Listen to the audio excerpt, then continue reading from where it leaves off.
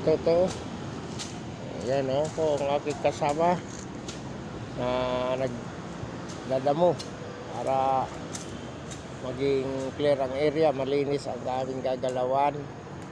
Yan po ang aking dalawa, si Jacob at saka yung kasama niya, si Kuya.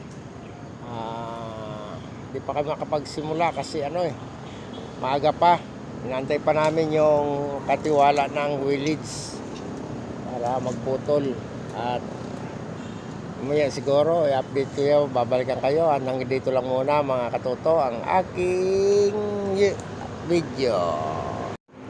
Yan mga katoto, yun uli ang titingnan natin area. Yan po, napakarami yung puputulin namin papunta dito sa may kanan ko. Ayan po, ayan ang problema po namin ay ang bahay, kaya iwasan po namin. Maring din namin kunin yang sa gilid ng bahay, baka madisgrasya, mabagsakan yung bahay at wala kaming pang bayad. Salip kay kumita, baka maging abono pa, disgrasya pa. Kaya ito lang po ang aming puputulin sa mga maluwag na lugar. Ayan po, ayan.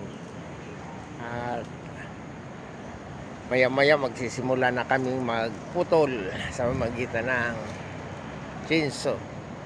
Ayan po, hanggang dito na muna katoto.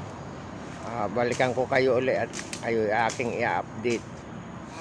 Ayan mga katoto, sinisimula namin islis nila yung coco lumber para maging na siya, 2x8 at talagang madugo ang labanan. Bibiro ang pag-islis sa pamagitan ng mano-mano, kaya siguro hindi kami abutin ng maghapon dahil nakasain ang kanyang talim ng isliso dahil matigas ang coco lumber. Yan mga kasama katoto, sila yung nagtitislis at papalitan sila ng dalawang yan magkakasama. Kaya mga katoto, subaybayan nyo itong unang araw namin ng pagputol. Nakatatlo pa lang kami sa puno at bawat isa ay 4 na putol ng 12 pies.